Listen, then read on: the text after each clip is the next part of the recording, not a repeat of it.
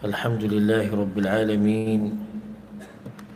والصلاة والسلام على أشرف الأنبياء والمرسلين نبينا محمد وعلى آله وصحبه أجمعين. أما بعد، فدي مبارك كتاب كي منك كتاب العلم بيانو دا علم مسائل آغا مسالي چاگا دا علم سر تعلق ساتي او دا علم دا طالب سره او دا استاذ سره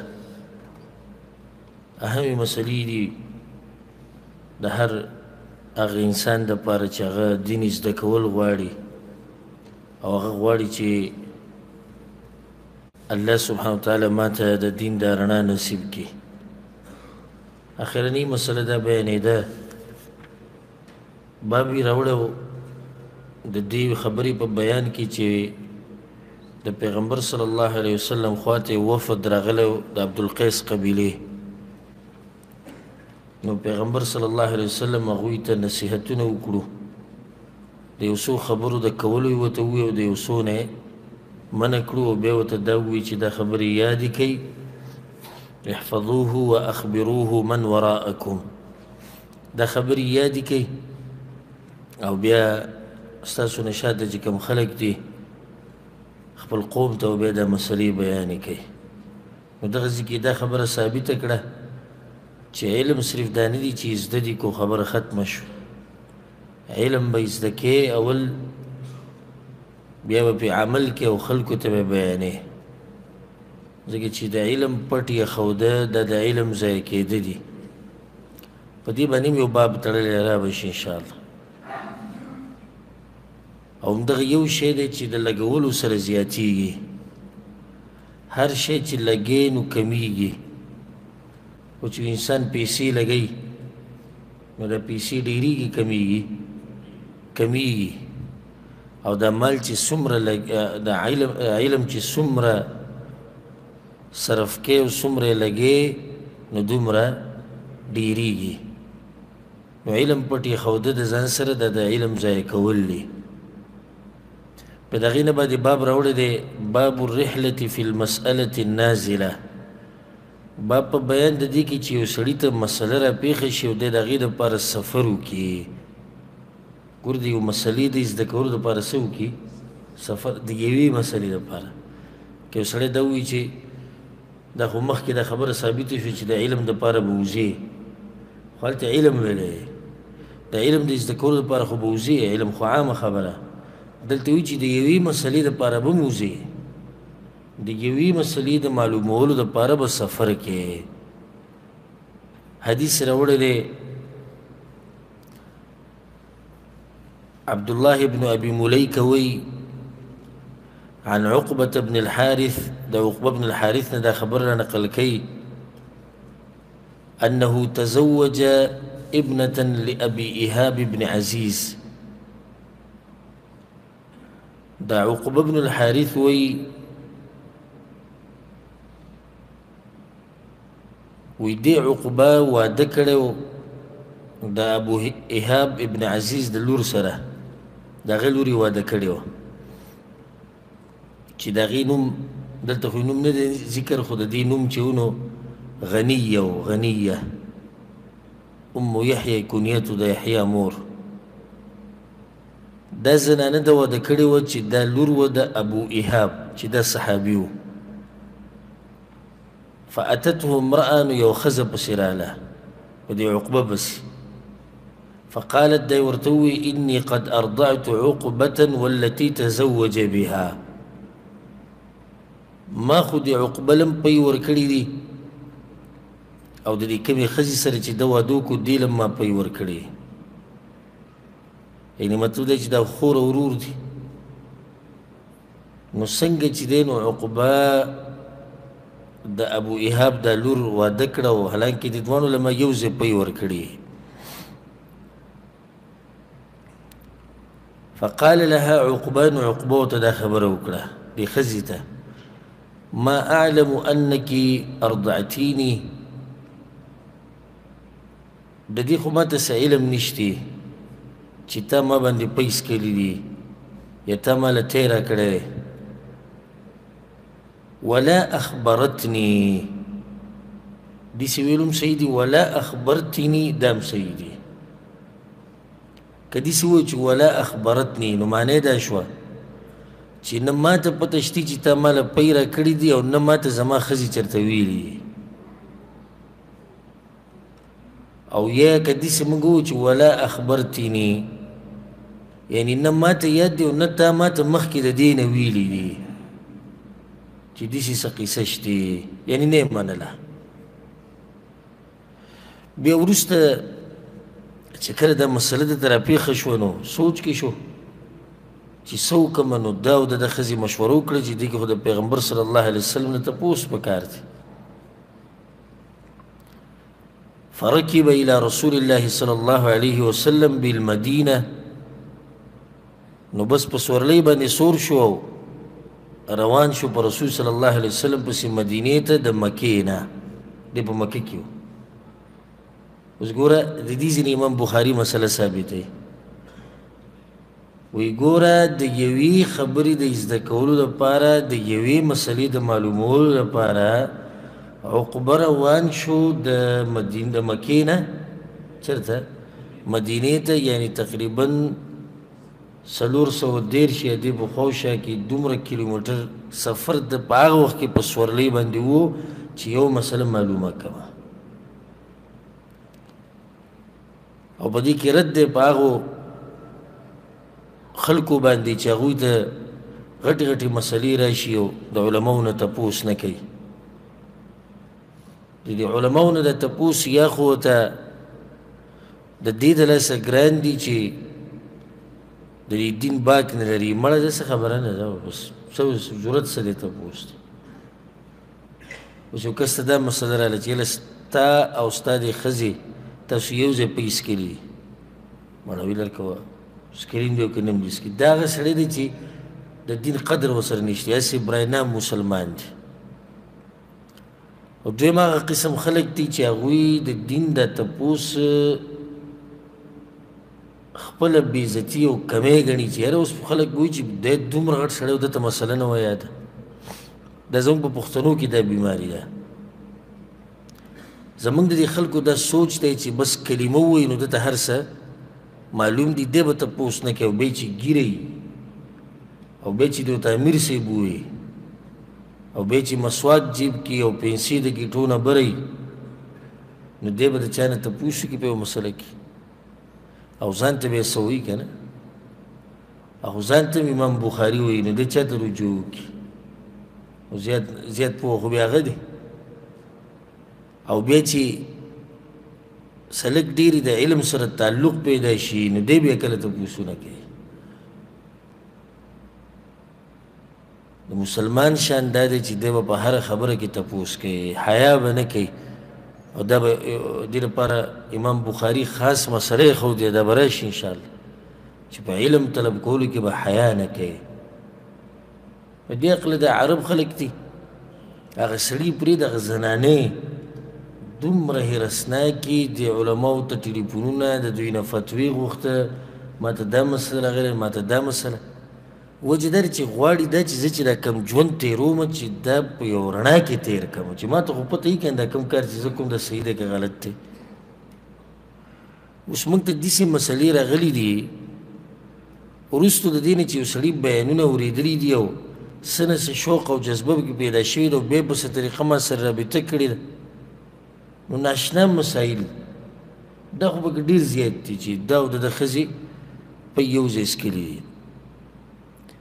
وروسته څو کاله وشو څوک وایي 10 کاله بعد څوک وایي 15 کاله بعد څوک وایي 15 کاله بعد تپوس کوي او دا راته ووایم چې داسې کسانو پکې موږ سره رابطې کړي دي چې هغوی ته لا د اوسه پورې دا پته نشتي چې کله زنانه باندې حیض راشي نو په دې کې به ورسره کوروالی نه کوي بعضو ټلیفون کړی دی موږ بیان واورېدو ستا تا پکې دا خبره وکړه دا وایي داسې ده ته وګوره جهالت څومره عام دی یو خو دا مصیبت دی نو دویم مصیبت دا دی چې به تپوس نشتی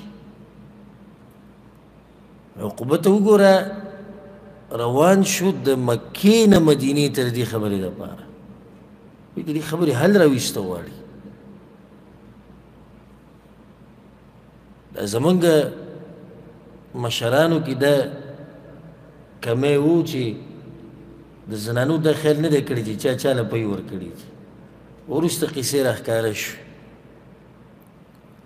نو بیا ډېرو پکې والعیاذ بالله داسې وي مړه اوس هسې مې کار شوی دی او اوس خو بچي دي لوی لوی او اوس خو دا دي اوس یعنې په دې دی راضي دی چې خور او ورور دی د یو بل سره زنا کوي دی په دې راضي دی اوس به څه کوو اوس به لاړ شو عالم خواله وغیره ته وایي چې او ستاسو رضاعت ثابت دی او دا دینه به ته ځان جدا کوې او دا ستا خور ده نو بیا به وایي څه کوم سوال دا دی چې ته چې الله دې په آخرت کې راونیسي نو بیا به څه کوې ګرانه که دا ګرانه هغه ګرانه ده دې کې عقبه خو د پیغمبر خواله روان دی خو کیدای شي پیغمبر ولا فتوا ورکړي چې دا ښځه به پرېږدي خو دی ورته تیار دی دا مؤمن دی مسلمان دی زموږ کار خو د الله د شریعت سره دی دی لاړ به پیغمبر صلی الله علیه وسلم پسې مدینې ته فسأله تپوس یې ته وکړو قال رسول الله صلی الله علیه وسلم رسول صلی الله ورته دا خبره وکړه کیف وقد قیل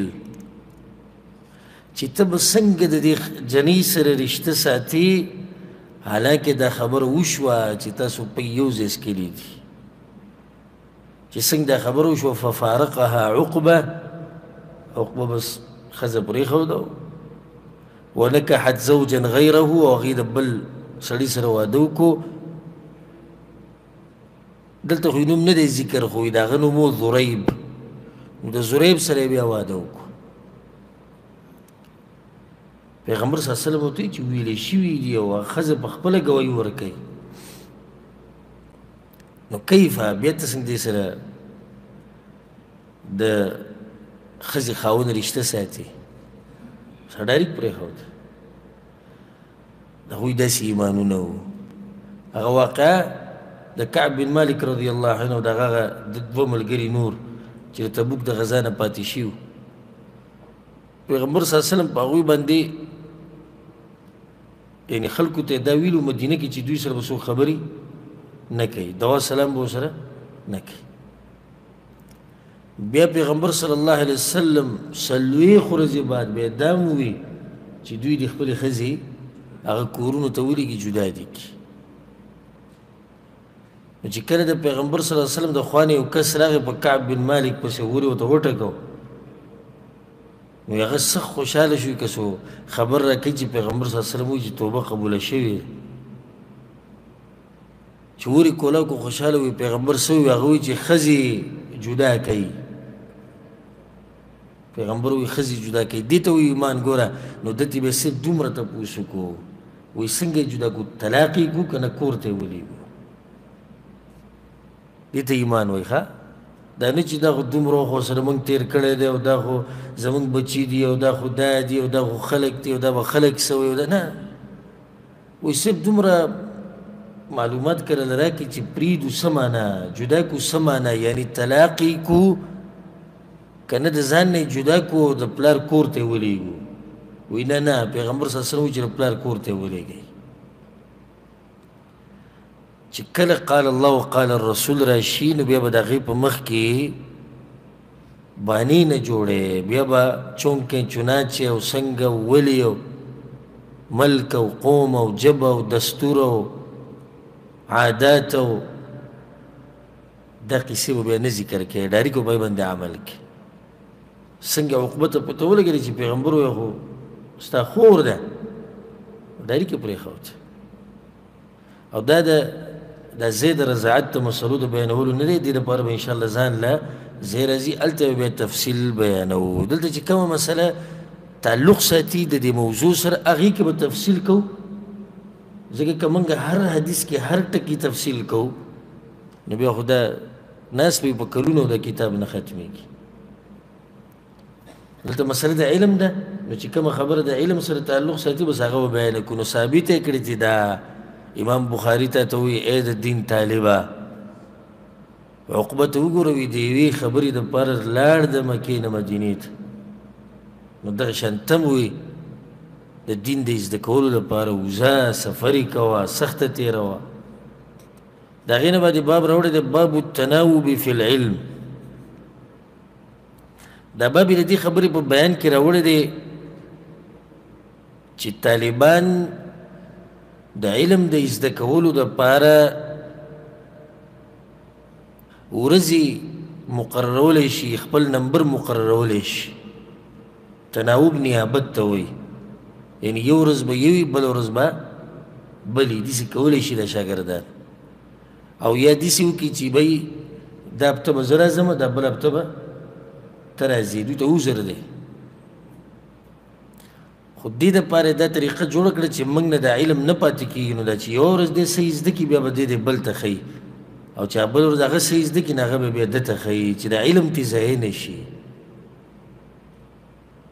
دا به نه کېږي چې بس چوټي د وشوه او خبره ختمه شوه. نه، چوټي خو وشوه، خو څومره مسله پاتې شوه.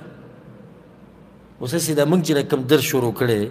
په دې کې یو ورځ یو کس رانغی، څومره دا خبره نیمګړې شوه. او زما خو خپل ځاني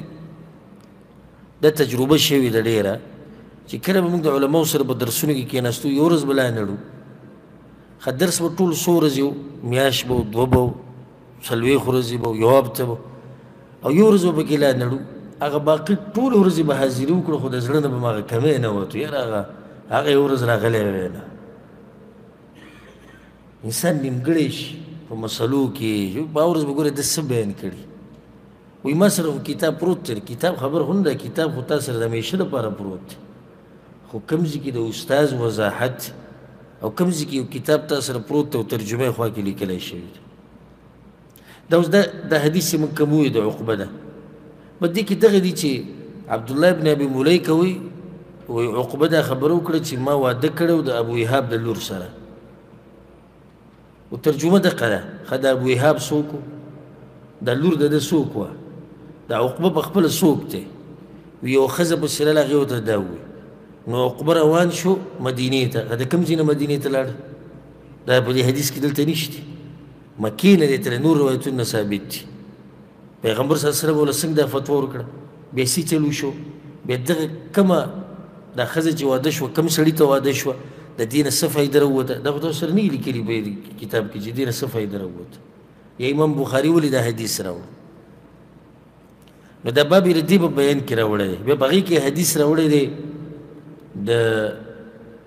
عبدالله ابن عباس. عبدالله ابن عباس رضی الله عنهما وی عن عمر، د عمر رضی الله عنه دا خبره نقل کوي، عمر بن خطاب نه وی چې كنت انا وجار لي من الانصار. وی یو زوما او یو زما ګاونډي و چې هغه انصاري و. په خپله د عمر بن خطاب په کومو کې دی؟ د مهاجرینو کې دی، د مکې والو کې دی. د دې یو ګاونډي و چې هغه په انصارو کې و، فی بني امیة بن زید، او هغه د بنو امیة بن زید په محله کې اوسېدو. وهي من عوالي المدینه، او دا د مدینې په دې اوچتو طرفونو، د اوچتو علاقو کې و. وكنا نتناوب النزول على النبي صلى الله عليه وسلم. نو موږ دواړو داسې چل کړی و چې د یو بل نیابت به م کوو په حاضرۍ کې د پیغمبر صلی الله علیه وسلم خواته. ینزل یوما وانزل یوما، یو ورځ به هغه ورته و، بله ورځ به زه ورتلم. بعض روایتونه د ثابتېږي چې د دوی مصروفیات ډېر و، تجارتونه و، کارونه و. نو روزانه دوی نشو ورتلی. نو بیا یې داسې تقسیم وکړو چې یو ورځ به یو ځي، بله ورځ به دا بل ځي. نو فاذا نزلت جئته بخبر ذلك اليوم من الوحي وغيره. کم نه کم ورځ چې به زما نمبر و، نو زه چې به کله واپس رالم، نو هغه ته به ما هر هغه خبره بیانه کړه، کومه وحي چې به پیغمبر صلی الله علیه وسلم باندې راغلې وه، او کومه مسله چې به یې په مجلس کې بیان کړې وه، هغه به مې ورته ټولې بیان کړې، هغه به ځان سره هغه یادې کړې. نو داسې شوه لکه چې هغه هم په خپله راغلی، داسې شوه چې هغه انصاري په خپله به دې مجلس کې ناستي. واذا نزل فعل مثل ذلك، او هغه چې به کله لاړ، نو بیا به هغه دغه شان چل وکړو، ما ته به ټولې خبرې بیانې کړې. فنزل صاحب الانصاري یوم نوبته. نو په کومه ورځ چې د هغه نوبت و، د هغه نمبر و، هغه لاړ د پیغمبر صلی الله علیه وسلم خواته. واپس چې راغی نو فضرب بابي ضربا شدیدا چې راغی نو د دروازې زموږ د کور دا وټکوله خو سمه په زور او دی وایي چې اثمه زما باره کې تپوس وکړي چې عمر شتي دلته که نه ففزعت زه څه خو ویرېدمه چې نور کله خو دی راځي خو دا حال خو یې نه دا نن سی چل دی چې دی دومره د یرې سره راغی او دا ولې دومره په زور وټکه دا ولې عمر شتي وایي زه ویرېدمه ففزعت الیه ورمنډې مې کړې به د پسې فقال ما ته وی قد حدث امر عظیم ډېره غټه خبره را پېښه شوې ده وی مطلب دا چې پیغمبر صلی الله علیه وسلم نور روایتونو کې راځي وضاحت یې وکړو چې پیغمبر صلی الله علیه وسلم خپلې بیبیانې طلاقې کړي دي غټه واقعه سره پېښه شوې ده چې پیغمبر صلی الله علیه وسلم خپلې بیبیانې طلاقې کړي دي فدخلت على حفصه نو ډایرک دی لاړ په حفصې پسې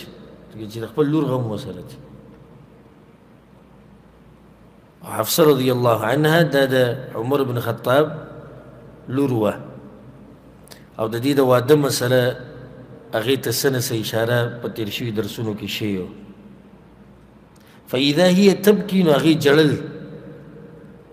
فقلت وی ما ورته وویل چې طلقکن رسول الله صلی الله علیه وسلم ما طلاق یې کړی وی ما ته یې وویل چې لا ادري موږ ته پته نشته ثم دخلت على النبي صلى الله عليه وسلم بیا په رسول صلی الله علیه وسلم پسې لاړم فقلت وانا قائم ما ورته دا خبره وکړه زه ولاړم د هغه په خدمت کې اطلقت نساءك يا رسول الله تاسو طلاق کړي خپلې ښځې وی هغه وایي چې نه ما خو نه یې طلاق کړي فقلت الله اکبر نو ما وویل الله اکبر یعنې د خوشحالۍ نه دلته هغه اختلاف ته اشاره ده او هغه واقعي ته اشاره ده چې د رسول سلم او هغه د بیبیانو په منځ کې راغلې وه نو رسول سلم د هغوی نه یو څو ورځې بهر تېرې کړې وې خلکو دا مطلب شو چې پیغمبر صلی الله علیه وسلم ښځې طلاقې کړي دي دغه انصاري راغی دا خبر دی انصاري نوم ګورې د حدیث کې نشتی خو د ده نوم دی عتبان بن مالک دا عتبان بن مالک راغی عمر بن خطاب ته ویل پیغمبر خو یې بیبیانې طلاق یې کړه هغه ډایرک منډه کړه او په حفصې پسې لاړ دې کې دا دلیل هم دی چې پلار د لور کور ته ورننوتی شي بغیر د اجازت نه خو چې صرف د هغې کور وي اوس داسې کور وي چې لکه څنګه چې زموږ د کورونه وي چې په کې د روڼو ښځې وي او د تره ښځه پکې وي او بیا جدا خبره ده نو دی ورننوتو هغې ژړل یعنې هغې ته هم د خبرې لاسه پته نه وه یو حدیث کې راځي پیغمبر صلی الله علیه وسلم اراده کړې وه د حفصې د طلاقولو نو جبریل علیه السلام پسې راغی او ورته یې وویل الله وایي چې مې طلاقوه انها صوامة قوامه دا خو ډېرې زیاتې روجې نیسي او د شپې ډېر لمونځونه کوي دا مه طلاقوه نو پیغمبر صلی الله علیه وسلم طلاقه کړې نه وه عمر بن خطاب معلومات وکړو خپل لور ورسره بیا ډېر غم نو چې کله ورته پیغمبر صلی الله علیه وسلم وایي چې ما نه دي طلاقې کړي او دا افوا ده او دا دروغ دي نو د تعجب د لاسه بیا ووایي الله اکبر یعنې دا هم ثابته شوه چې تعجب په وخت کې انسان الله اکبر ویلی شي اصل یې دا حدیث دې دپاره راوړو وایي وګوره د صحابه کرامو حرص ته د علم د زده کولو لپاره چې نشو راتلی نو بیا یې ورځې مقرره کړې چې یو ورځ به زه یم یو ورځ به ته خو دا علم به زده کوو دا نه چې نشي راتلی چې دا مسله ټوله څه کړه پرېږده دا نه پرېږده مه سهل وله ګورو وایي امام بخاري تا ته دا وایي چې وګوره د هغوی دې شوق ته د علم د زده کولو لپاره تم داسې شوق وساته او دا موقع مه ضایع کوه اوس موږ سره چې دلته کوم ملګري ناست دي څومره چې طلبة العلم دي هغه ټولو ته دا نصیحت دی چې اول خو د درس نه غیر حاضري کول دا د انسان د درس ټول ترتیب خرابوي او که چېرته کله داسې سخت عذر راشي چې انسان بلکل نشي راتلی نو بیا د ملګري نه هغه څه زده کول پکار دي چې کوم څه ویلی شوي چې خبرې پاتې نشي نن سبا خو الحمدلله دا انټرنیټ یې راوتي دي او دا چینل یې راوتي دي هغه هر څه ټیپ شي ریکارډ شي وروسته بیا سړی اورېدی هم شي او زمونږ دا درسونه الحمدلله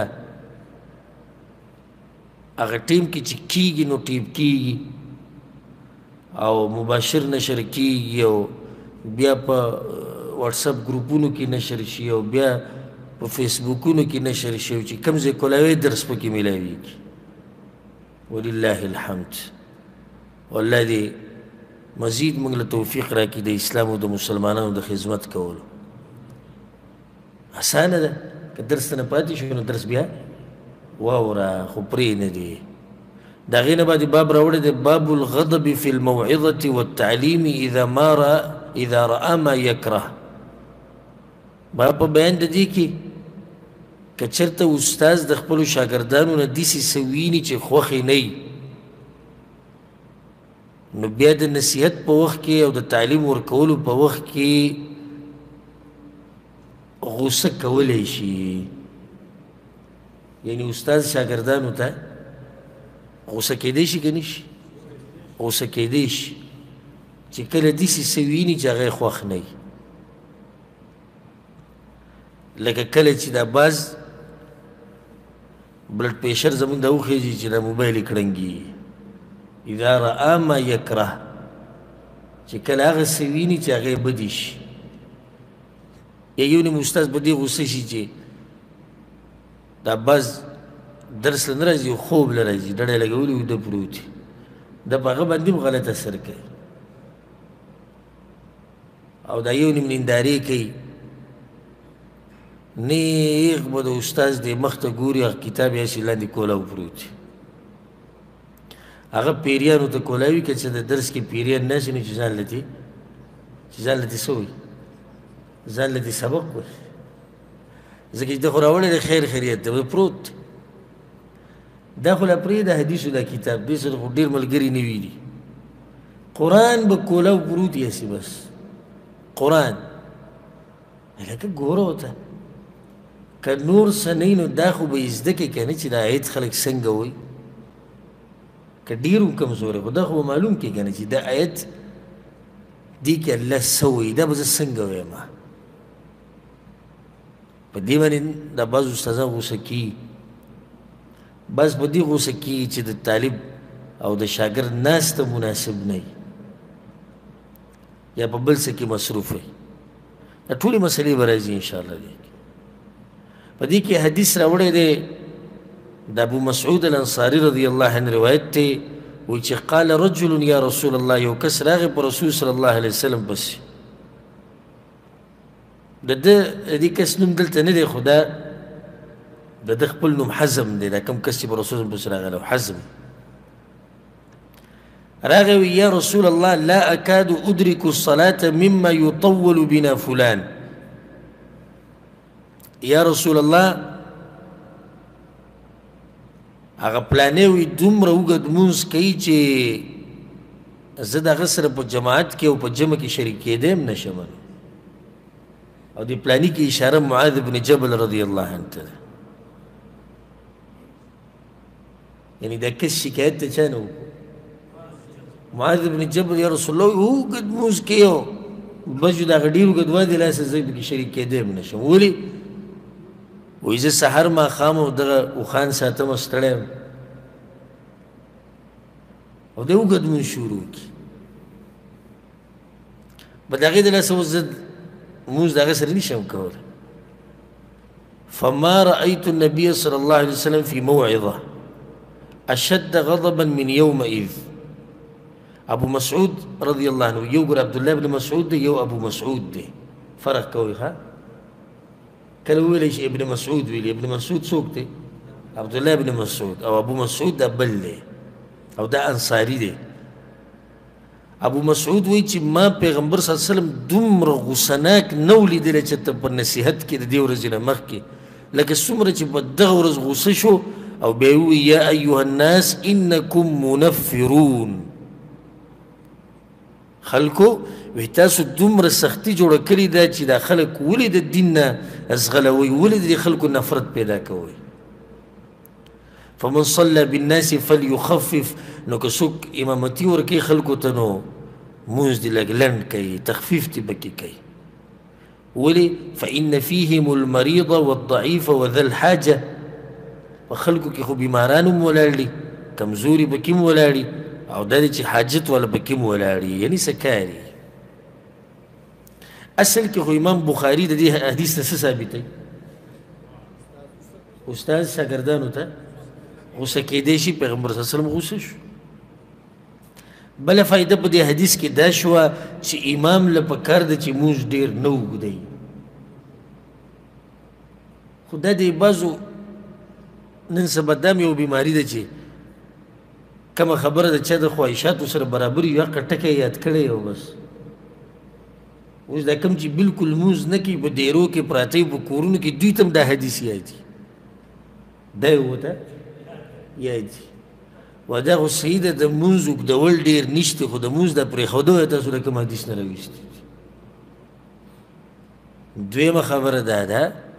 چې پیغمبر چې کوم مونځ ویلی دی چې مونځ کې دې تخفیف کوي، دغه تخفیف نه مراد دغه مونځونه دي دا کوم چې موږ کوو دا ټونګې چې وایي نه. د پیغمبر صلی الله علیه وسلم د وخت او د صحابه کرامو لنډ مونځ به هم زموږ د دې دا مونږ چې اوږد وکړو ځان ته ډېر څه وایو اب هم دې هم راو. د هغوی لنډ مونځونه خو دا نه و چې نه به پکې رکوع پوره کېده او نه به پکې سجده. لنډ مونځ مطلب څه دی؟ ارکان، شروط، واجبات دا ټول به پکې وو، خو دا دی په نسبت د اوږد مونځ به لنډ و. بله خبره دا یاد ساتئ چې پیغمبر صلی الله علیه وسلم اکثر اوقات مونځ لنډ کړی دی، خو همیشه نه، بلکې امام به کله ناکله مونځ اوږد کوي چې دا خلک خو سره هم لږ عادت یې که نه، خو د دې اوږد نه عادت نه جوړوي، په مخه به یې نه کوي. اوس پیغمبر صلی الله علیه وسلم د ماښام په منځ کې، او دا به راشي د مانځه په مسایلو کې، د ماښام په منځ کې سورة الاعراف ویلی دی. سورة الاعراف د ماښام منځ کې پوره ویلی دی. سورة المرسلات ویلی دی، سورة الطور ویلی دی. او موږ دغه آخري لنډي سورتونو کې لګیا یو، که چېرته دي چې لږ یې اوږد کړي خلک بیا بار بار شروع کړي.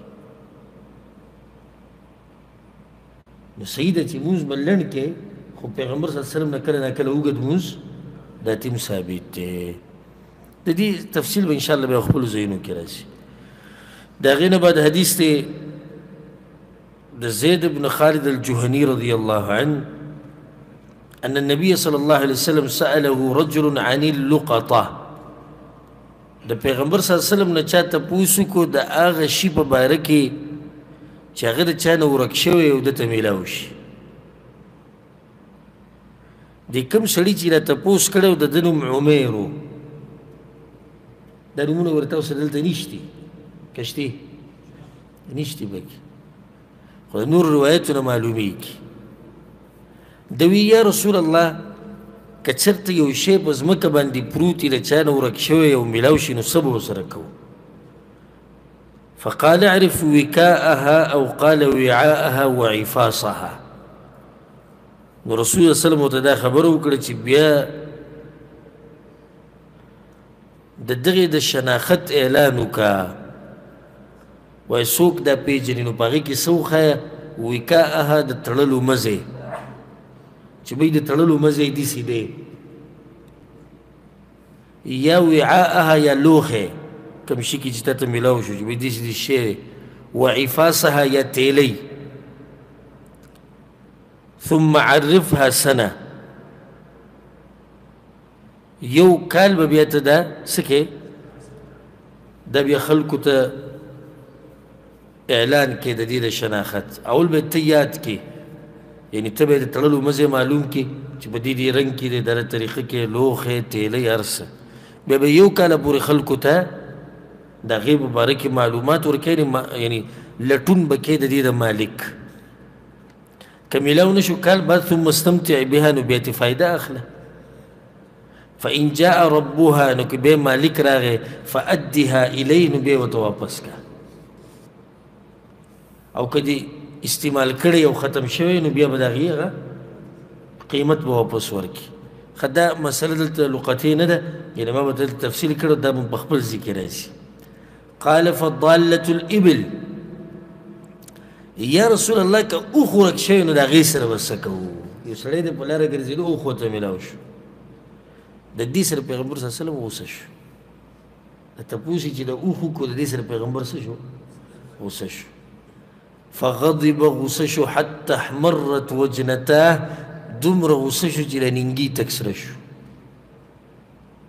او قال احمر وجهه، یا دا وایي چې مخ یې تک سور شو. راوي وایي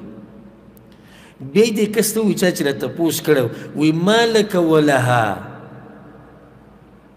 ستا د اوښ سره څه کار دی؟ اوس په دې مسله ته پوه نه شوي چې دې څه مطلب د اوښ سره څه کار دی؟ پوه شوې بې یعنې سړي که خدای چې را تپوس خو برابر تپوس دی، څه بدۍ پکې شتي؟ دا نشته.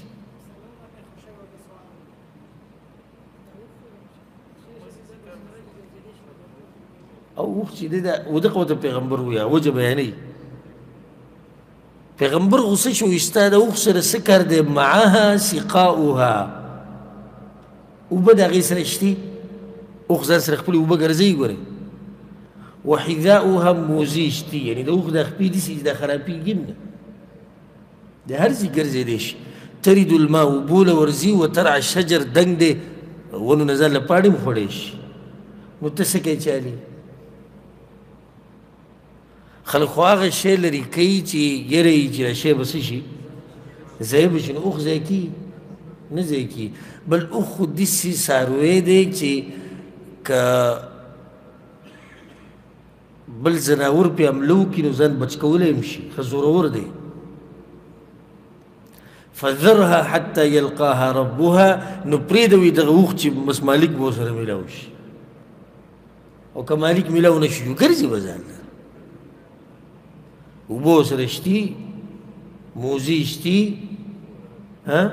خوراک کولی شي، دنګ دی پاڼې شو کولی شي، اوبو له تلی شي، او داسې دا کمزوري کمزوري ځناور پې حملې هم نشي کولی. کولی شي پې؟ نشي. علما بیا دلته دا فایده بیانوي. اگر که د لغتي باب ډېر یو تفصیلي مسایلو هسې یو فایده وایي هر هغه څاروی په دې قیاس کېږي چې هغه د اوښ په شان وي، چې یعنې هغه خپل ځان ساتلی شي نو هغه به نه رالي. ها د نن سبا خبره بدله ده. اوس ته په ښار کې اوښ وینې چې ګرځي، څه خیال دی؟ بازار کې اوس اوښ روان دی، چا نه ورک شوی، پرېږده؟ نه، بیا به یې نه پرېږدي. ته خو مسله هغه وخت کې خو داسې و چې هر څه کولا و. اوس خدای چې بازار کې ګرځي نه، بازار نه خو به یې لرې کړي. په خپل ځای کې به تفصیل بیا راشي. قال فضالة الغنم، یا رسول الله نو که چېرته چیلی د چا نه ورک شوی او دا میلاو شي دې سره به څه کوو؟ رسول صلی الله علیه وسلم لک او لاخیک او للذئب، نو هغه بیا خو هغه بیزه ګډه که څه ده جو هغه یا ستا ده او یا ستا د غرور ده چا نه چې ورکه شوې ده، او یا د شر مخ ته که ته یې نه بوځي او مالک یې میلاو نه شو نو څوک به بوځي؟ شر مخ نه خو چېرته تللی نه ده. مطلب دا دی چې بو به ځي، فایده ترې اخیستی شي. که مالک راغی بیا به ورته قیمت واپس ورکړې. خو دې کې دا شرط دی چې تا هغه هر څه یاد کړي. ځکه ګوره هغه ولګې حدیث په ولګې څه دي چې د تړلو مزې، لوښې او هغه کم ګوتۍ چې د تیلې دي چې دا تا ته معلومه وي. که دا ته چې د استعمال هم وکړي او سبا له مالک راشي او بیا ته ته وایي زما نه څه شی ورک شوی نو چې تا ته هغه نښې معلومې وي، وروره څه نښې وي؟ دغه شان بیزه ګډه شوه. الغرض حدیث ته راوړو مقصد دا دی چې استاذ کله ناکله په نصیحت کې شاګردانو ته غوسه کېدی شي. لکه پیغمبر صلی الله علیه وسلم چې دې کس ته غوسه شو دغه مسلې په باره کې چې اوښ تپوس یې وکړو. خو په دې کې یو دا فایده هم ده چې شاګردانو له نه ده په کار چې نامناسب سوالونه وکړي چې د هغې د لاسه استاذ خفه شي. دیو نیم دا سوال دیسی که نه لکه مشهور واقع دا امام ابو حنیفه رحم الله یو پیر درس کو هغوی به ډېر احترام کو د دې درسونو او د قرآن او د حدیث نو خپې نه غځولې په درس کې به خپې نه غځولې او په هغه ورځ یې په خپو ډېر زیات دړو نو خپې وغځولې په دې کې یو راننوتو په دروازه باندې و په هغه وخت کې د علمایو خاص لباس و چې ښه مزیدار پټکی به اچول او یو چوغه به وه لکه نن سبا په هر علاقه کې د عالم یو خاص لباس امام ابو حنیفه چې دې پټکي ته وکتو د حالاتو ته وکتو دا چې ته په دې کوم ځای محدث او فقیه راغی چې ته غټ ملا دی نو هغه خپې راټولې کړې سره د هغه دړ او تکلیف یې تېر کو خپې راټولې کړې ځکه چې هغه د هغه په هغه پټکي باندې دوکه شو چې کله درس ختم شو نو د امام ابو حنیفه رحم الله دا طریقه وه چې هغه به د شاګردانو سره په دې درس په دې منځ کې سوال جواب ډېر کول دا د هغه خاص طریقه وه لکه چې کله به مسله بیان کړې بیا به وي تاسو څه وایئ یو به وي داسې بل به وي داسې بل به او دا اصحاب الرأی هم دي دوی به رایه ډېره استعمالوله اکثر د اصحاب الرأی دې ته نه ګوري چې دې کې دلیل شتي او که نه شتي خو دا بیانوي چې لکه قیاس دا وایي او دلته دا علت دی دلته دا شی دی دلته دا شی دا مسلې به بیانوي دا د امام ابو حنیفه رحم الله طریقه وه نو چې کله درس ختم کوي که چا سره څه سوال وي دغه پټکي والا یار چې دی لاس اوچت کوي زه سوال کو امام صاحب باندې ښه دغه راغی چې یو خو پټکی خطرناک دی بل سوال هم کوي نو چې ده به ګوره څه سوالي وکړه سوال وی امام صاحب چې یو سړی روجه ونیسي نو بیا به ماتوي که نه ښه دا اوس اگر که سوال داسې دی چې واضح دی او سان دی خو بیا مناسب دی یعنې مطلب دی چې اوس یو سړی سوال وکړي چې د روجې د نیوو ټیم او د ماتولو څه دی او صحیح سوال دی نو امام صاحب ورته وایي چې نور ډوب شي چې نور ډوب شي نو دې ټیم کې بیا څه کوې روجه وماتې نو هغه ورته امام صاحب که چېرته نور ډوب نه شي نو بیا که چېرته نور ډوب نه شي نو بیا به څه کوو امام صاحب پې وغځولی په موږ هسې تکلیف تېر کړو زما وایي په خپلو دړو به خپې راټولې کړې وي چې سړی غټ هغه زه داسې خبرو چې دی دا تپوسونه کوي استاد له پکار چې مناسب سوالونه وکړي که نه لکه دې کې دا امام شعبي رحمه الله امام شعبي رحمه الله داسې علماو کې داسې عالم چې خوش مزاجه مو ډېر د علماو ګورې ځان له خوی نه وي ما سره ټیم نه ګڼي زه تاسو ته دې سند کې دا کوم روات نه راځي په دوی کې د بعضو ډېر عجیبه معلومات دي الحمدلله ما سره د بعضو مبارکي په دوی کې بعض دومره سخت دي په سیرت کې راځي چې کله به درس کوو نو په خوا او شا کې به ځان سره څوک نه پرېښودو قطعا لازم به شاګرد سیده کیني هلته شاګرد څوک دی زما سره خوا کې وي دلته کیني بعضو به کې دېس سخت خو د استاز په سختۍ باندې صبر کول د پرون دا مسله تېره شو ښه بعض په کې داسې چې خوش مزاجه و د هغوی ځان له طریقه وه د بعضو بل شان طریقه وه ټول انسانان خو یو شان نه وي که د امام شعبي رحم الله داسې نور دوی داسې خوش مزاجه و نو سوال که به د عجیبه مو شو د هغې به بیا جواب ورکړو نو چېرته وي دا تپوس دي شی و چې آدم علیه السلام او بی بی حوا واده کلی شی او یا آدم علیه السلام دې کې مهر ورکړی و که نه و نو هغه ورله جواب ورکړو دغه واده کې زه نه وم که زه پکې وایي ما به ته ویلی چې دا څه طریقه باندې شی و آدم علیه السلام څوک مهر ورکړی بس داسې تپوس دی یو کس یې خواله راغی وی ما د یو جنۍ سره واده وکړو د واده نه بعد راته معلومه شو چې هغه په د یو خپه باندې لږه ګوډه ده اوس څه وکړم سوال خو و جنې ته نو ستا په قسمت اورېدلې لږ ګوړه ده چې ته هم ګزاره کوه هغه ورته وي که ځغلولو له دې کړي نو بیا خو یې طلاقه که ځکه بیا سره دوکه شوې ده او که داسې عام دغه کور د ژوند ورسره تېری نو بیا خو برابر ده او که نه دې له دې کړي چې منډې وایي او مقابلې کوي او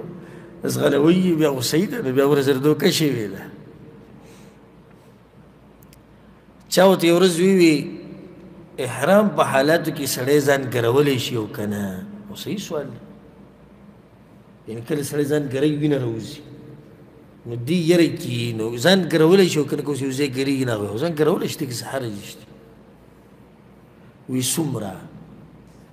څه سوال دی څومره ځان ګروي خو چې څومره دې ضرورت یې ده هغه ورله جواب ورکوي چې هډوکي ښکاره شي لګیا اوسه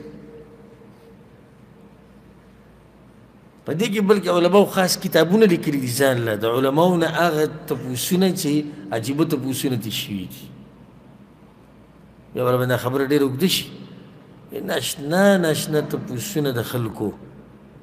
او ناشنا ناشنا طریقې زما چې خپل کومه لږه ډېره تجربه ده که ما نه دغه سوالونه بیان کړو کوم چې زما نه کېږي یو ورځ راپسې یو کس راغی په دې روډ ښه رامنډې والي السلام علیکم زما یو ډېر اهم سوال دی بس ښه ده چې ته مې ولیدو ما څه سوال دی وایي زه خوب کې ینم په مخ خوبونه ینم چې الوځم چې دا به څه لکه دې به څه دغه یم ما الوځم دا خو ستا په اختیار کې دی الوځې وایي ما الوځم دا اوس څه تپوس دی دومره ته رامنډې ویې وله دی هم ماته وایي ښه دی چې ته مې ولیدې ما که زده ته چې د غټه مسله راغلې ده وی هغه زه به خوب کې الوځم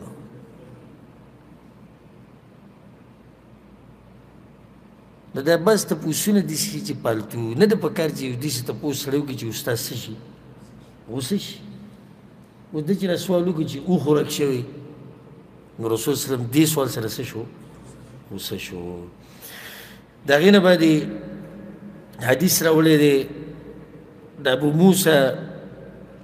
رضی الله عنه وجه سئل النبي صلى الله عليه وسلم عن أشياء كرهها د پیغمبر صلی الله علیه وسلم نه د دې خبرو په باره کې تپوس وشو چې هغه د پیغمبر خوښې نه وي پیغمبر نه غوښتل چې داسې قسمه سوالونه دي خلک کوي فلما اکثر علیه بیا مقې شان تپوسونه کېدو چې د پیغمبر خوښ نه و نو غضب غوسه شو ثم قال للناس سلوني ما عما شئتم نو بس چې سم خوښې تپوسونه کوئ اوس دا جمله پیغمبر صلی الله علیه وسلم د څه د لاسه او غصې د لاسه خو بعض ملګري بې پوه شو چې پیغمبر غصه شوی دی ناغټ بعضو ته دا فایده واخیسته چې لکه پیغمبر عام اجازت ورکړو صحیح ده څه تپوسونه کوو ښه د پیغمبر څه مطلب دی اول خوا په دې خبرو خفه شو چې دا سوالونه مه کوئ هغوی بیا هم کول پیغمبر وایي بیا کوئ نو چې څه کوئ لکه خلک چې داسې وایي یعنی چې نه منئ زما خبره نو بیا خو چې څه خوښېږي اوس تپوس کوئ خو بعضو ته دا معنا واخیسته چې پیغمبر موږ له اجازت راکړو چې زه تپوس چې سم خوښ هغه کوئ نو یو کس پکې پاڅېدو چې د هغه نوم و عبدالله ابن حذافه قال رجل دا رجل عبدالله ابن حذافه دی من ابي یا رسول الله زما پلار څوک دی خدته دې پلار تپوس ولې وکړو ځکه چې د عبدالله ابن حذافه رضی الله عنه بعضو خلکو به دله طعنه ورکوله چې دا حذافه ستا پلار نه دی نو دې د هغې د لاسه په شک کې و نو د پیغمبر نه تپوس وکړي زما پلار څوک دی هغه ورته ابوک حذافه ستا پلار حذافه دی که فقام آخر نو بل یو سړی راپاڅېد من ابي یا رسول الله زما پلار څوک دی فقال ابوک سالم مولا شیبه ستا پلار سالم دی که نه هغه شیبه چې آزاد کړی و غلامو بیا شیبه آزاد کو هغه ستا پلار دی که عمر بن خطاب رضی الله عنه د هر سریدو فلما رأى عمر ما في وجهه کله چې هغه د پیغمبر صلی الله علیه وسلم د مخ د حالات ولیدو نو پاسېدو یا رسول الله انا نتوب الى الله عز وجل ای د الله پیغمبره موږ توبه وباسو د الله طرف ته رجوع کوو چې موږ تا نه د هغه خبرو تپوس وکړو چې هغه ستا نه وي خوښې حدیث کې دا فائدې ده ساتي چې پیغمبر صلی الله علیه وسلم سره خو د غیب او علم نو خو دا جوابونه به ورته د الله د طرف نه میلاوېدو نو هغه ته څه پته و چې سړی به ترې پناه ورته خو نه و معلوم نو دې ځینې هم دا ثابته کړه چې استاد شاګردانو ته غوسه کولی شي که نه شي کولی شي استاد دا غوسه دا ګوره د شاګرد دپاره رحمت او دا کوم استاد چې نه غوسه کېږي نو پوه شه چې ده د دغې سره کار نشته چې د علم کوي او که نه کوي زه اکثر د خپلو ملګرو ته دا وایم زه په دې ډېر زیات خفه کېږم د ملګرو نه چې کله درس له نه راځي او یا شرکت پکې نه کوي او بیا ورته دا صفا وایم چې ګوره ورور زما استاد چې کوم تعلقات دي هغه د دین په بنا دي چې ته علم نه زده کوې او دین سره دې نه لګي نو زما استاد بیا په څه شي باندې دا رشته ده داسې خو په لارو کوڅو کې دنیا خلک ګرځي چې کله یو سړی په دې خفه کېدو او غوسه کېدو پوه شي چې دا سړی په تا باندې مین دی او خفه کېږي او دی خیر خوالی ستا موږ چې کوم وخت کې قرآن یادو زموږ یو استاذ و ډېر غوسه ناک و هغه بیا په چوټۍ لاړ کلي ته یو شپږو میاشتو د هغه په ځای بل قاري صاحب راغی چې هغه د خپل و هغه قاري صاحب به څه چل کو چې چاته به سبق نه و یاد نو سزا به ورله دا ورکوله چې پرې به یې ښودو نه به ورته دا وي چې څه دې یاد کړي دي یا نه بس مزې به وي او دغه عمر کې خلک خوشحاله وي او په ځان له خوشحاله ګرځېدو دومره به ورته هم نه وي ښه هغه به په خپله مرضۍ دا لکان وتو راننوتو دا تپوس هم نه و چې یعنې زه وتی شم که نشم وتی هغه چرته کې وي موږ ته عام اجازت موږ ته میلاو شوی دی نو زما به په هغه ټیم کې د استاذ ته غوسه پیدا کېده چې ظالمه ته ولې د خلکو د اولاد تباه کوې دوی ته غوسه کېږه دوی ته قارېږه او بیا ناشنا به پکې دا کېده په هغه ورځو کې دا موبایل یې نوي راوتې وي کوم ملګري چې زاړه دی ورته پته نو په هغه ورځو کې دا 100 کمپنۍ والا وو او دې کې به د 100 ریالو کارډ چلېدو بس یاد دي دې بعضو ته که نه 50 100 10 20 دا نه و په هغه وخت کې ما سره یو موبایل و نو موږ سره موبایل و خو پیسې نه وي چې دې کارډ واچو چېرته که میاشت کې یو نوټ د 100 به برابر شو یا په 2 کې یو کارډ به مو ورته واچو نو چې بیا به کله موږ ته سبق نه و یاد نو دا موبایل به هم د استاد په مخ کې داسې راوویستو ګوتې مې پکې ول موږ ته پته دې اواز کوي چې موبایل راوړه لکه چې به کلي ته میلاوه دا موبایل به داسې راته راوړه بیا یې څه راوړي دي هغه موبایل به زموږ نه واخیستو بس بار ته به ووتو لګیا 100 ریاله په ورځو کې او کارډ د 100 دا به یې سوچه ختم کړو او چې ټنګ ټنګ به ورته وکړو بس بیا به یې راوړو نه چې کله به یې موبایل لاکو ما سره به خپله چې 2 3 پیرې دغه شان شي نو چې کله به هغه موبایل لاکو نو بیا به وي که نه یې دته سبق وي ځه خو بیا یې دوا نو دا واړه به دې ته خوشحالي ده هغه به دې څه پوهېږي نو بیا به هر یو دا کوشش کوو چې با یو کارډ واچولی د هغه پکې غوا چې دی لنګه شوې وه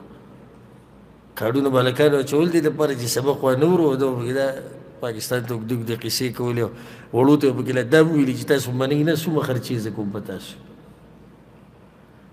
نو د استاذ دا غوسه شاګرد ته دا د شاګرد دپاره څه ده دا ادب دی او دا مینه ده اصل پیغمبر صلی الله علیه وسلم دلته غوسه شو دا غیر نه باندې باب راوړی دی باب من برک علی رکبتیه عند الامام او المحدث باب په بیان د هغه چا په باره کې چې امام استاذ او د محدث په مخ کې دواړه زنګنان مات کړي او د ادب سره کښېني او تا ته ادب هم ښیي د ناستې موږ سره مخکې حدیث تېر شوی چې جبریل علیه السلام راغی په رسول سلم پسې او خپل زنګنانې مات کړو او خپل زنګنانې بیا د پیغمبر د زنګنانو سره ولګول او بیا د خپل لاسونه په دې زنګنانو ایسې کېښودو نو په ادب سره کېناست نو د یو نیم ته د علمي مجلس کې د ناستې آداب هم نه معلوم چې څنګه به کښېني صحیح دی عذر دی بیمار دی یو سړی یا سپین ګیری دی دی که خپه غځوي یا دی ډډه لګوي خو عامو اوقاتو کې نه ده پکار یو شاګرد له یو طالب علم له چې هغه ډډې ولګوي او هغه خپې وغځوي د ادب خلاف خبرې دي ده حدیث به کې سره وړی دی د انس بن مالک رضی الله عنه روایت دی چې ان النبي صلی الله علیه وسلم خرج پیغمبر صلی الله علیه وسلم یو پیر راووتو کورنه فقام عبد الله بن حذافه وعبد الله بن حذافه پاسېدو فقال من ابي یا رسول الله زما پلار څوک دی موږ سره تېر شو که مخکې بار بار دا خبره زه تاسو ته بیانوم چې امام بخاري کله یو شان روایتونه راوړي خو په جدا جدا ځایونو کې د جدا مسلې راوباسي دلته اوس دا روایت مختلف دی لږ پیغمبر صلی الله علیه وسلم ته ستا پلار حذافه دی که نه ثم اکثر ان یقول سلوني سلوني بیا پیغمبر صلی الله علیه وسلم په مخه دا خبره کوله زما نه تپوسونه کوئ زما نه تپوسونه کوئ وجه د دې خبرې هغه په تېر شوي حدیث کې بیان شوه فبرك عمر على ركبتيه نو عمر بن الخطاب رضی الله عنه په دې دواړو زنګنانو باندې شو دا زنګنان یې مات کړو او رسول صلی الله علیه وسلم ته وی رضینا بالله ربا وبالاسلام دینا وبمحمد صلی الله علیه وسلم نبیا منګ راضي په دې باندې چې الله زمونږ رب دی اسلام زمونږ دین دی او محمد صلی الله علیه وسلم زمونږ پیغمبر دی ثلاثا درې پیری دا خبره وکړه فسکت نو بیا پیغمبر صلی الله علیه وسلم غلی شو دې کې مقصد د حدیث ته راوړو د عمر بن خطاب ادب د پیغمبر صلی الله علیه وسلم په مخ کې استاد ته سره چې خبره کې ورسره کښېني نو ډېر په ادب به کښېني کله داسې هم کېږي دا بعض بې ادبه چې ده به ډډه لګولي استاد ډډه نه وي لګولي دغه شان به ناسي حیا پکې ویني چې بھئی دا زموږ استاد دی ادب یې زده کړي د استاد په مخ کې به داسې نه کښېني او نه به د استاد نه په لاره کې مخکې ځې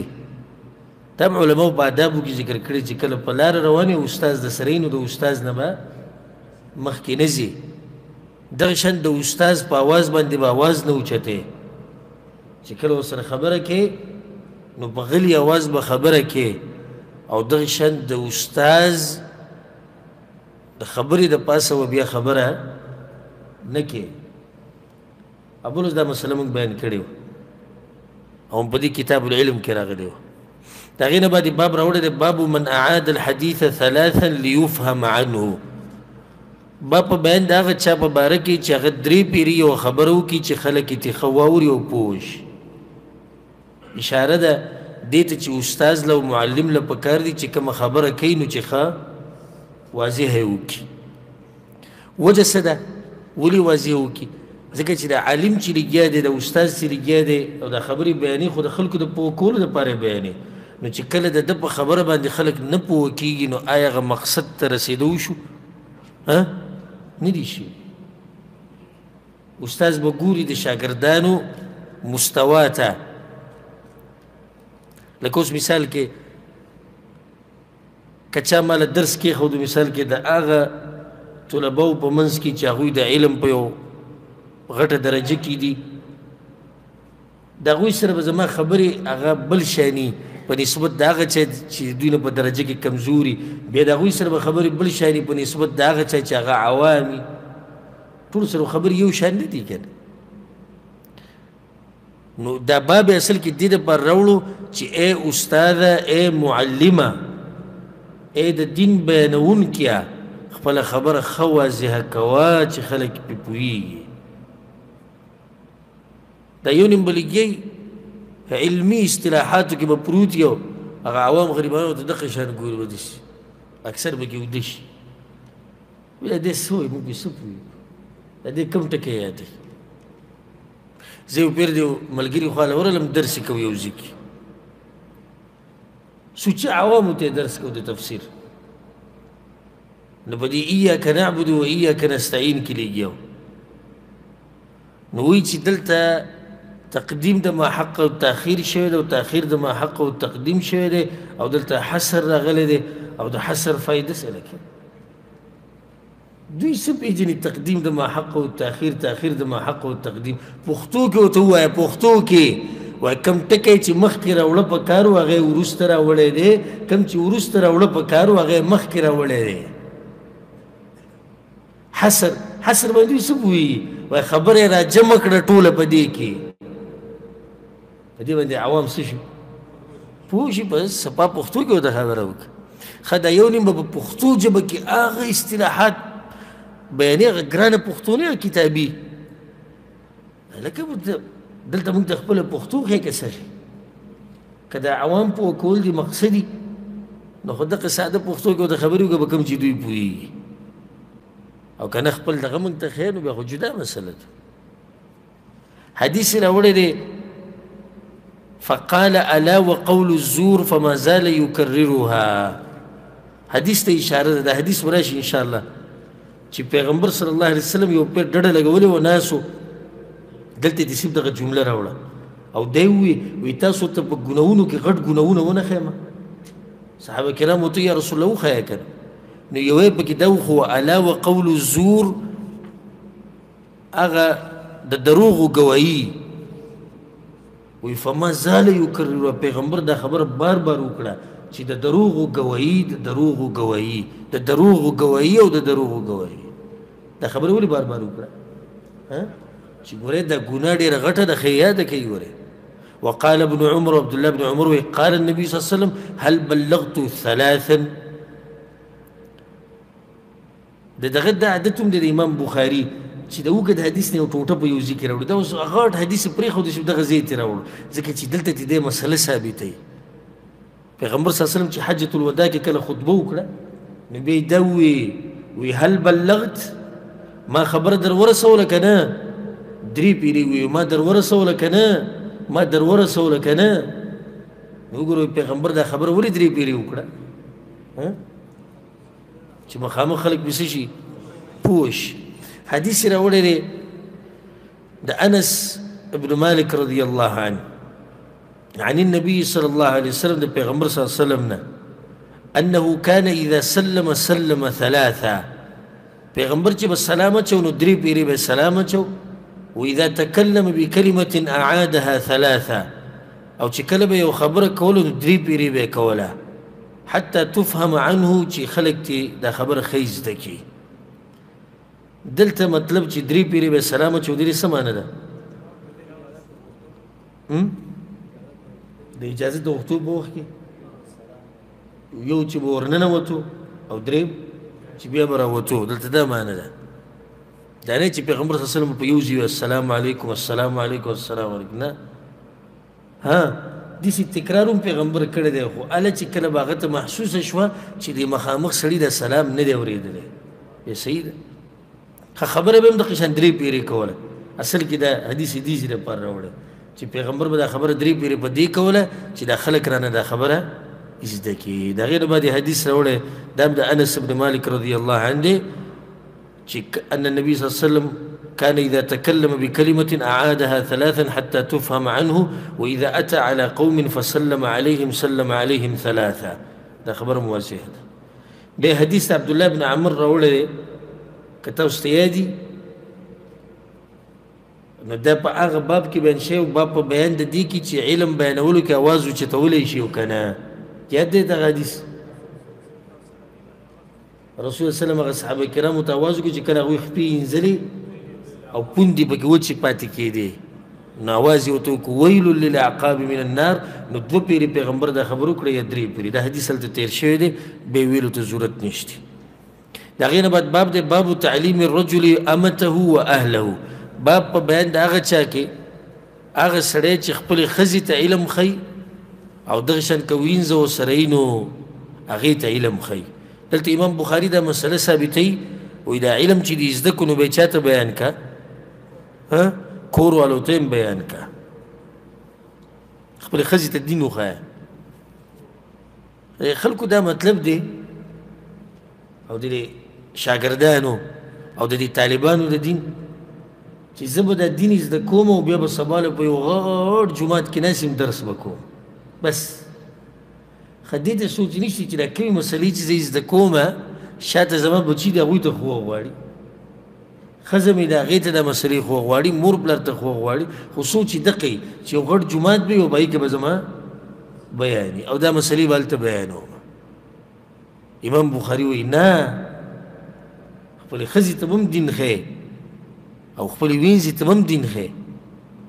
بیا حدیث راوړی دی د ابو برده نه هغه د خپل پلار نه د روایت بیانوي هغه د پیغمبر صلی الله علیه وسلم نه بیانوي پیغمبر صلی الله علیه وسلم وی ثلاثه لهم اجران درې قسمه خلک دي چې الله بوله 2 اجر ورکوي رجل من اهل الكتاب آمن بنبيه وآمن بمحمد صلی الله علیه وسلم هغه سړی په اهل کتابو کې چې په خپل پیغمبر ایمان راوړو او بیا په زمونږ په دې پیغمبر صلی الله علیه وسلم ایمان راوړو 2 اجر به ورته ملاویږي ولې 2 ځکه چې خپل پیغمبر باندې ایمان راوړو بیا چې کله دی ورغه په دې ایمان راوړو دا مسله موږ سره مخکې تېره شوې ده په دې بخاري پورې درسونو کې والعبد المملوک او هغه غلام دویم قسم سړی څوک دی غلام دی اذا ادى حق الله وحق مواليه چې د الله حق هم ادا کوي او د چا سره چې غلام دی د خپل مشر حق هم ادا کوي 2 اجر ورته ولې میلاویږي 2 حقونه ادا کړو د الله حق عبادتونه ښه برابر کوي خو د هغې د لاسه د خپل مشر حقونه نه پرېږدي د هغه خدمت هم کوي او نه د مشر د خدمت د لاسه د الله بندګي پرېږدي نه بلکې دواړه کوي دریم کم یو دی ورجل كانت عنده أمة يطأها فأدبها فأحسن تأديبها یو سړی دی چې د هغه سره وینځه ده نو دې وینځې له ادب ورکو او ښه زبردست ادب یې وله ورکو وعلمها فأحسن تعلیمها او تعلیم یې ورته ورکو دین یې ورته وښو نو ښه طریقه باندې ورته دین وښو یو کار یې دا وکړو د دې خو یو اجر شو چې تربیت یې وله ښه تربیت وکړو او بیا ورته دین یې وښو هسې دلته دې سوال کې درنه وکړم چې په دې تربیت ورکولو کې او په دین ښوو کې فرق شته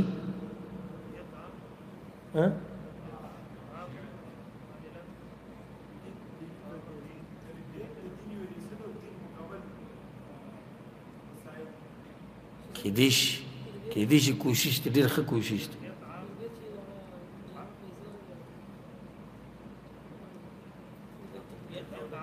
عام معاملات کېدای شي ستا کوشش هم ډېر ښه کوشش دی مسله دلته دا ده چې لازم نه ده چې یو سړي سره علم وي په ده کې د ادب وي نو بیا خو ته ضرورت شته چې ادب ورته وښایه داسې زه په خپله ما کسان لیدلي چې تعلیم ورسره شتي که دنیوي دی او که دیني خو دا ادب یې لا نه دی زده کړی اگر که دا دغه دیني علم یا د دنیوي علم کوتاهي نه ده کوتاهي د ده ده دته لا دا نه دي معلوم چې په مجلس کې د ناستې طریقې څه ده خبرې به د مشر سره څنګه کې د کشر سره به څنګه کې د سپینګیري په مخ کې به څنګه معاملات کې د عالم په مخ کې به څنګه خبره کې ګپ شپ په څنګه لګې دا ورته پته نه ادب یې ورته وښو علم یې ورته وښو په دې بوله الله یو اجر ورکوي نو 2 اجر ولي دویم کار یې دا وکړو ثم اعتقها بیا یې دا وینځه ازاده کړه فتزوجها نو په خپله ورسره بیا واده وکړو نو د 2 اجرونو حقدار شو فله اجران الله بدل 2 اجر ورکوي اصل کې د حدیث امام بخاري دلته دې دپاره راوړی دی وګوره وی وینځې ته دین وښو نو په دې باندې ښځه هم قیاس کېږي چې ته به خپلې ښځې ته هم دین ښیې خپلو بچو ته به هم ناشنا خبره ده دا واورئ ثم قال عامر الشعبي دا خبره وکړه چې دا حدیث د ابو برده نه بیان کړی دی او دا خبره صالح ابن حیان ته وکړه چې هغه د عامر نه دا حدیث نقل کړی دی وی عامر بیا ما ته ووی صالح وی اعطیناکها بغیر شیء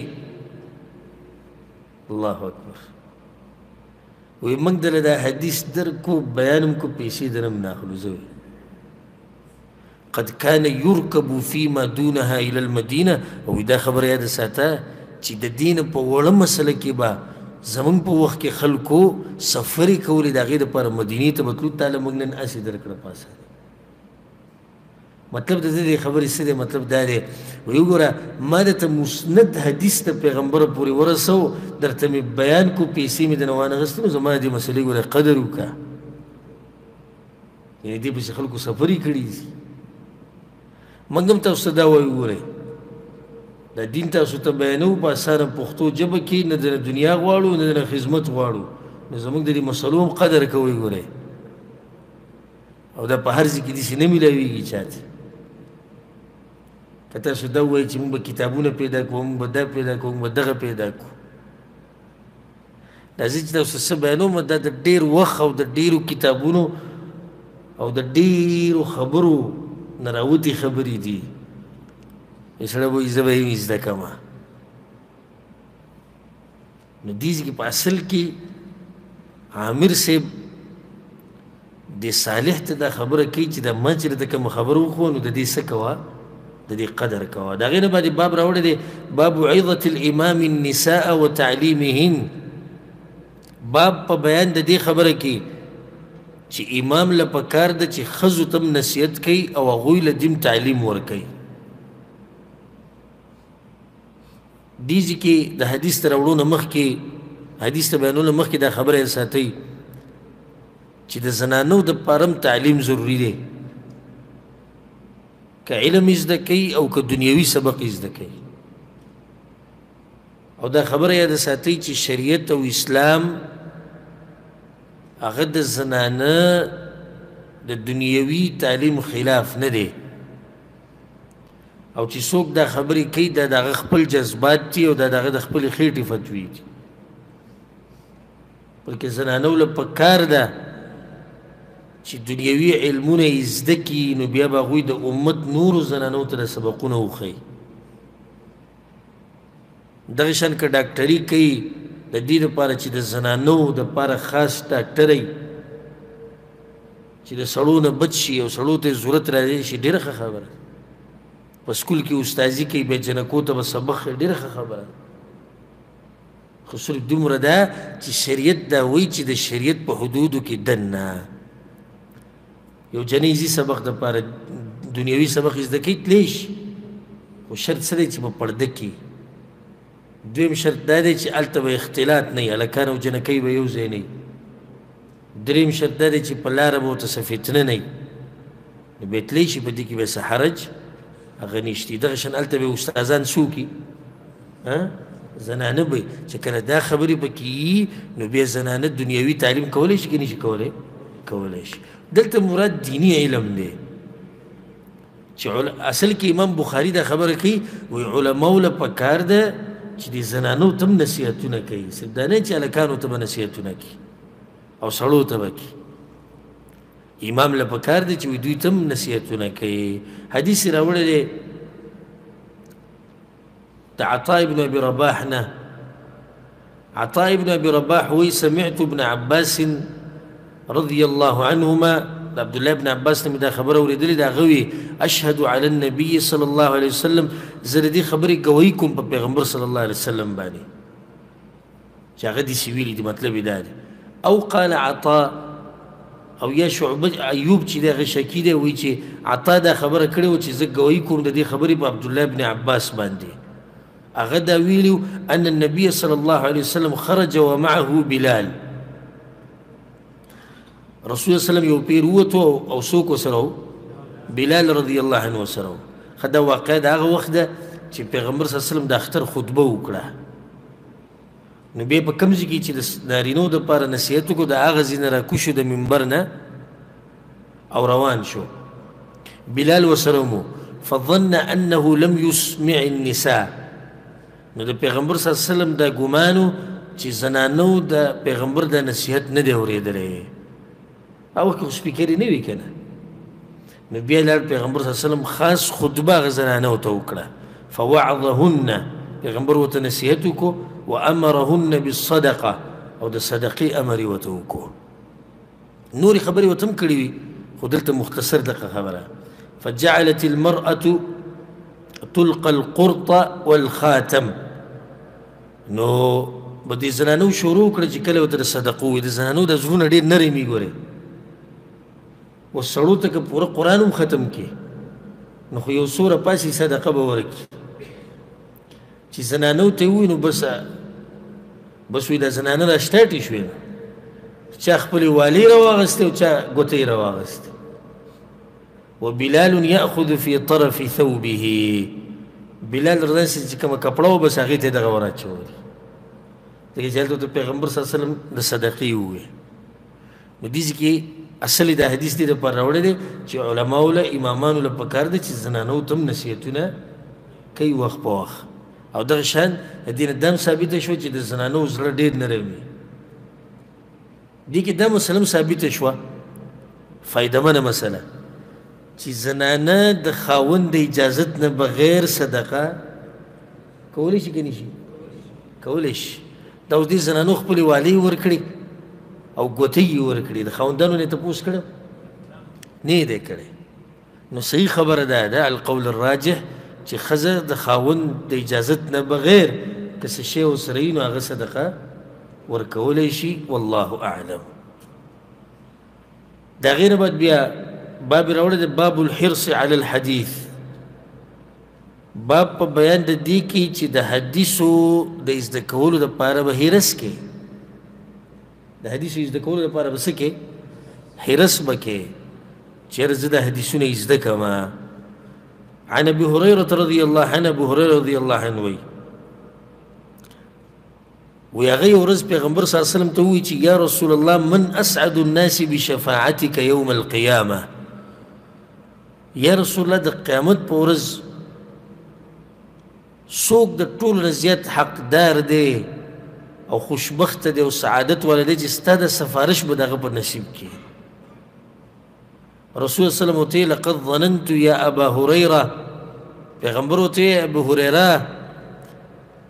ما ته دا پته و یقین مې و الا یسألني عن هذا الحديث احد اول منك چې ما نه به د دې خبرې په باره کې ستا نه مخکې څوک تپوس نه کوي ولې وی لما رأيت من حرصك على الحديث ستا دا حرص ما لیدلی و د حدیثونو په باره کې اصل کې دې ځای کې امام بخاري دا خبره بیانول غواړي وی حرص به کوې د علم د زده کولو لکه څنګه چې ابو هریره رضی الله عنه حرصناک پروت به بس د رسول په دې جومات کې ډډه به یې لګولې وه بس او کله په داسې وخت هم راغلی د لوږې نه وایي چې یو ورځ ډېر زیات وږی شوی وم نو کله چې پیغمبر صلی الله علیه وسلم مونځ ختم کړو په دې دروازه کې بهر ودرېدم نو ابوبکر صدیق رضی الله عنه راووت او دا خصوصا هغه خلکو ته نصیحت دی چې کله ورته ته د علم ووایې نو هغه وایي څه وکړو دنیا هم لازم ده نو ابوبکر چې راووتو دا ورسره سلام دعا وکړو بیا ورته ووایي یو آیت دی د هغې په باره کې تپوس کړو اصل مقصد د ده دا و چې ابوبکر به زما دې حالاتو ته وګوري نو پوه به شي چېرې سړی وږی دی نو ما ته به وایي چې راځه کور ته به لاړ شو مسله به هم حل شي هلته به روټۍ وخورو خو دا د عزتمن سړي کار دی حیاناک چا ته ویلی نه شي چې ډوډۍ در سره خورم دا یو نوم خو وي که نه ډوډۍ راباندې نه خورې او بیا چې بوځي د ځان سره نو که لږ ډېر د له سره واغوست صرف دا تاسو که صرف دا و دا ډوډۍ دې ته وایي دا دغه دې ته وایي سړی حریان کې به ځان پورې چې اوس دته څه ووایم خو د هغه د حیا او درانه اخلاق ویلی نه شي مبوس ابوبکر ته ویې داسې یو آیت د یو باره کې معلومات کول هغه له جواب ورکړو د هغه آیت په باره کې حالانکې د آیت کول هغه ته په خپله هم پته وه او له جواب ورکړو خو پوه پرې نه شو چې د څه مطلب دی بیا عمر بن خطاب تېرېدو بس هغه ته یې وویل وایي داسې یو آیت دی هغه له هم جواب ورکړو وایي د آیت مسله خو داسې داسې ده ورته خو پوه پرې نه شو په دې کې رسول صلی الله علیه وسلم راووت رحمت للعالمین د ټولو مخلوقاتو لپاره رحمت د خپلو ملګرو په حالاتو به پوهېدو ابو هریره وایي څه ته ولاړې راځه وایي راځه ځان سره یې کور ته بوتو ډاري کې کور ته بوتو نو رسول صلی الله له چاپۍ راوړو کله چې یو سړی په خپله وږی شي دی وایي چې بس د هر څه ما وخوړی رسول صلی الله علیه وسلم ته وی هغه اصحاب صفه ولا ته به وځو خپلو ملګرو ته کوي په دې سره د ابو هریره په زړه کې دغه راځي اوس دا چې دغه ټول دی به دې پسې راوستو دا پۍ دي نو خو ختم شو هغه اصحاب صفه ولې راوستو په هغه ټولو باندې په یې وڅکول بیا رسول صلی ابو هریره ته وایي ته وڅکه اوس وایي ما ښه وڅکلو بیا پیغمبر صلی الله علیه وسلم وڅکلو دې غربت سره ابو هریره رضی الله عنه د رسول صلی په دې جومات کې به پروت او دې غټ صفت چې مور یې وه هغه مور باندې ډېر سخت مین و بې انتها پې مین و او هغه مور به ورته دعاګانې کولې چې کله به په دروازه کې وتو ده به ورته ووایي مورو لاړمه سلام به پرې واچوو بیا به ورته ووایي الله دې په تا داسې رحم وکړي لکه څنګه چې تا زه وړوکی لوی کړی یم هغې به ورته وایي زوی الله دې تا باندې داسې رحم وکړي لکه په دې بوډاوالي کې چې ته زما دا خیال ساتي څومره غټ سړی ته بیا جوړ شو رسول صلی الله علیه وسلم ورته ابو هریره ما ته پته وه ستا نه بغیر بل نه کوي هم ته به دا تپوس کوي دا موږ ته هم دا کسان معلوم وي چې کوم سړی کومه درجه کې تپوس کولی شي او دا راته پته وي چې دی به یې کوي ځکه چې هلته هغه استاز دا خپل شاګرد سره وخوشي نو ورته پته ولګي چې دی څومره اوبو کې دی دی په کومه اندازه کې سوال کوي او ما ته په خپل هم پته دلته کوم کسان ناست دي کې کم یو ډېر جوور تپوس کولی شي کم یو علمي کولی شي کم یو سرسري سوال کوي بیا له پیغمبر جواب ورکړو چې اسعد الناس بشفاعتي یوم القیامه نو ډېر حقدار زما د سفارش د قیامت په ورځ هغه څوک دی من قال لا اله الا الله خالصا من قلبه او نفسه چا چې دا لا اله الا الله په اخلاص سره ووایي د زړه نه او د شفاعت مسله چې دی نو دا زموږ سره مخکې تېره شوې وه په کوم ځای کې تېره شوې وه په کوم ځای کې تېره شوې کتاب التوحید کې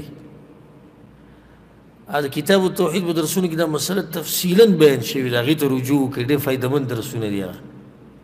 د شفاعت اقسام او پیغمبر دپاره پکې کم یو خاص دي بیا کم یو عام دي د کافرانو دپاره ولې منع یا ټولې مسلې دلته بیان شوي ښه دی ونه وي چې چا لا اله الا الله ووایي بس زه به یې سفارش کوم که چېرته داسې ویلی وی نو بیا خو به پیغمبر د هر هغه سړي سفارش کوي چې هغه لا اله الا الله ووایي نو قید یې ورسره ولګو خالصا من قلبه هغه سړی چې لا اله الا الله ووایي او بیا یې د لا اله الا الله په سوري کې ژوند تېر کړی ځان یې د شرک نه لرې ساتلی د هغه دپاره د پیغمبر سفارشي هر چا دپاره پیغمبر صلی الله علیه وسلم سفارش نه کوي الله سبحانه وتعالی دې موږ ته علم نافع نصیب کړي او الله سبحانه وتعالی دې موږ ته د پیغمبر صلی الله علیه وسلم شفاعت نصیب کړي او موږ الله ګواه کوو په دې خبره باندې او الله ته دا وایو چې یا الله ته زموږ دا ځای مینې او زموږ دا خبرې مه اوري او موږ یا الله تا ګواه کوو چې موږ د دنیا دپاره نه یو راجمع شي نه د پیسو ګټلو دپاره او نه د شهرت دپاره او دلته چې یا الله راجمع کېږو او هر روز کینو نو ستا د پیغمبر صلی الله علیه وسلم د خبرو د زده کولو دپاره کینو نو یا الله موږ ته د هغه پیغمبر صلی الله علیه وسلم سفارش نصیب کړي الله دې موږ ته د هغه شفاعت نصیب کړي او الله سبحانه وتعالی د دې انسان د چا خبرې چې موږ وایو الله دې د دې انسان سره زموږ حشر وکړي د قیامت په ورځ او الله دې ورسره په جنت الفردوس کې موږ یو ځای کړي او دا غټ شرف دی چې الله سبحانه وتعالی تاسو له درکړی د دې پیغمبر سره وخت تېرول دا ګوره موږ په اصل کې چا سره وخت تېرو د پیغمبر سره وخت تېرو یعنې څومره ښایسته حدیثونه تېر شو پیغمبر نصیحت وکړو زنانو ته لکه ته چې د پیغمبر سره یې پیغمبر غوسه شو هغه صحابي ته چې کله سوال وکړو یعنې ته د پیغمبر سره یې پیغمبر آواز اوچت کو چې کله مسله بیانوله لکه ته چې د پیغمبر سره یې په دغه ځای کې نو دا په اصل کې وخت تېرول دي د چا سره د پیغمبر صلی الله علیه وسلم سره د صحابه کرامو سره د تابعینو سره او د دین د مشرانو سره وخت تېرول دي الله دې دې راجمع کېدو دلاسه موږ وبخي باقي به انشاءالله کوم مسایل او سبا پوره کوو او سبا به کوشش کوو چې دا کتاب العلم پوره کو ختم کړو د هغې نه بعد به کتاب الوضوء دا اودس مسائل به شروع کوو هذا والله اعلم وصلى الله وسلم على نبينا محمد وعلى